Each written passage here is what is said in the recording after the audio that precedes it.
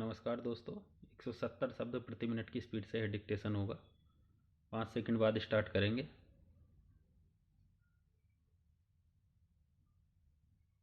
Deputy speaker महोदय, हमारे देश में ही नहीं बल्कि सारी दुनिया में एक नया युग शुरू हुआ है। मानव इतिहास के पिछले 50 वर्षों में आदमी के विचार, संस्थाओं और कार्यों में इतने अधिक महत्वपूर्ण परिवर्तन हुए हैं जितने पिछली कई शताब्दियों में भी नहीं हुए थे। जब हम स्वतंत्र हुए, हमने अपने आप को असाधारण कठिन स्थिति में पाया। अमेरिका और ब्रिटेन जैसे अधिक विकसित और धनी देशों की समस्याओं से भी कहीं अधिक समस्या का भार हमें अपने कंधों पर उठाकर चलना था। एक ओर तो हमें ऐसी समस्याओं का सामना करना था जिनको औद्योगिक देश 100 वर्ष पहले ही सुलझा चुके थे। दूसरी ओर हमें उन सभी आधुनिक और समकालीन समस्याओं का सामना करना था जिनका सामना अब विकसित देश कर रहे हैं, और यदि चाहते भी हम इन समस्याओं से मुंह नहीं मोड़ सकते थे। इन समस्याओं का सामना हमें दृढ़ता, होशियारी और अनुशासन से करना है। इससे भी जरूरी यह है कि हमें अपने लोगों को इन समस्याओं का सामना करने के लिए तैयार करना पड़ेगा और इनको सुलझाने में लोगों का सहयोग लेना पड़ेगा। हमें अपनी आज़ादी की लड़ाई में सफलता मिली क्योंकि यह जनता का संघर्ष था। लोग उन लक्ष्यों को अच्छी तरह जानते थे जो उन्हें प्राप्त करने थे, और इन लक्ष्यों को प्राप्त करने के लिए सभी परेशानियां उठाने को तैयार थे।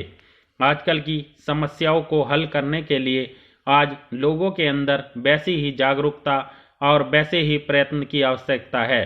हमें ठीक तौर से समझ लेना चाहिए कि हमें क्या प्राप्त करना है, हमारे सामने क्या बाधाएं हैं और इन बाधाओं को हम कैसे हटा सकते हैं।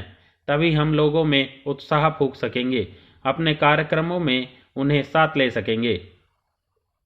आज हमारी बुराई यही है कि हम अपने लोगों की ताकत और उत्साह को बढ़ाने में और उसका भरपूर उपयोग करने में असमर्थ हैं।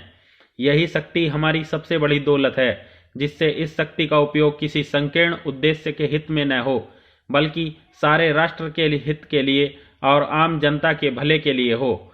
देश के युवक इस शक्ति के सबसे बड़े भंडार हैं। वे किसका इंतजार कर रहे हैं? मुझे उन लोगों के साथ बहुत सहानुभूति है।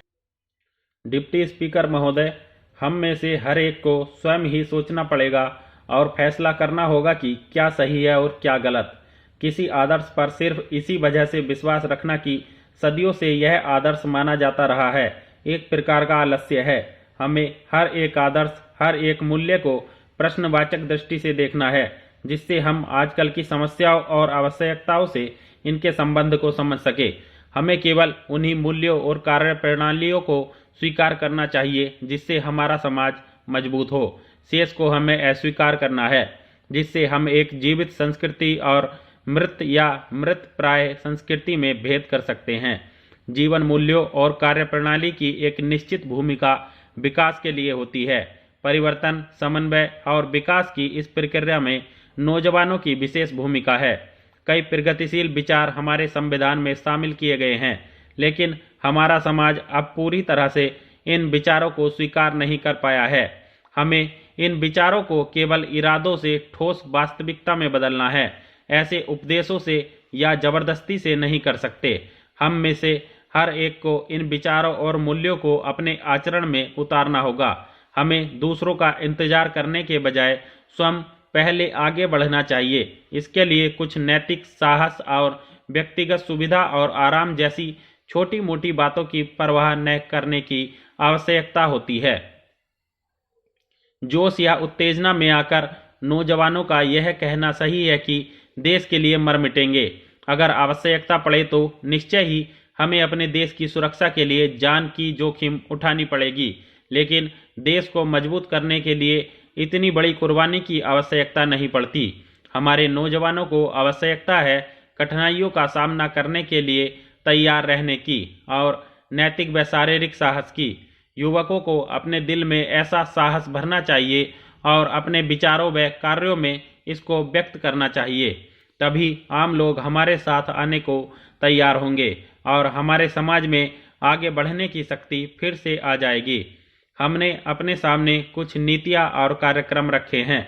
हमें यह समझना है कि हमारे लिए इन नीतियों और कार्यक्रमों का क्या महत्व है। नीतियाँ और कार्यक्रम अपने आप में कोई लक्ष्य नहीं हैं, वे लक्ष्यों तक पहुँचने के साधन मात्र हैं। श्रीमान जी, भारतीय बाल कल्याण परिषद से संबंधित किसी भी उत्सव में आकर मुझे हमेशा प्रसन्नता होती है।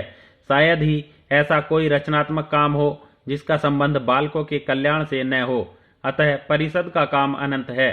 साथ ही साथ अर्थाभाव और प्रशिक्षित व्यक्तियों की कमी जैसी कठिनाइयों से मैं बराबर परिचित हूँ, जो कोई भी नया काम प्रारंभ करने के रास्ते में आती है, और कभी कभी तो पुराने कामों को चला पाना भी कठिन हो जाता है। हमारे जैसे विकासशील देश में इस कठिनाइयों से नहीं बचा जा सकता। इनसे बचने का सबसे अच्छा रास्ता यह है कि हम कुछ चुने हुए कार्य क्षेत्रों में ही अपना ध्यान लगाएं। बाल कल्याण कार्य में भोजन अथवा बच्चों के लिए उचित पोषाहार की व्यवस्था को सबसे ऊंची प्राथमिकता मिलनी चाहिए। भोजन तथा पौष्टिक आहार के बिना कोई और कार्यक्रम संभव नहीं। सच बात तो यह है कि इसके अभाव में लोगों के जीवन और स्वास्थ्य को ही खतरा है। मैं चाहती हूं कि स्कूली बच्चों को खाना देने का कार्यक्रम पूरे देश में चलाया जाए। इस कार्यक्रम को प्रारंभ करने में मेरा भी कुछ हाथ था, और मुझे इस बात से खुशी है कि आजकल यह कार्यक्रम पूरे देश में 1 करोड़ बच्चों तक फैल चुका है। इसके बाद प्रतिभावान और ज़रूरतमंद बच्चों के लिए छात्रवृत्ति और भत्ता देने का कार्यक्रम आता है। हमारा प्रयास यह होना चाहिए कि जो योग्य है उन्हें अपनी योग्यता का पूरा उपयोग करने का अवसर मिले। किस बच्चे को किस प्रकार की शिक्षा दी जाए और वह किस स्कूल में पढ़े, इस बात का फैसला उसकी योग्यता पर होना चाहिए, न कि इस बात पर कि वह किस जाति का है, किस वर्ग का है और उसके पास कितना पैसा है। यहाँ मैं यह भी कहना चाहूँगी कि योग्यता की माप हमेशा केवल परीक्षाओं से ही नहीं हो सकती। बहुत से बच्चे हैं जिनका विकास धीरे धीरे होता है और उनके पास ऐसे गुण होते हैं जिनसे उनका या देश का भला हो सकता है, किंतु वे आम परीक्षाओं में उतने अच्छे नहीं रहते। इसके बहुत से उदाहरण हैं, किंतु उनमें से विंस्टन चर्चिल का उदाहरण सर्वविदित है। शायद आप लोगों को यह अच्छी तरह मालूम हो कि बालक चर्चिल अपने स्कूली जीवन में बहुत फिसड्डी था। विराम।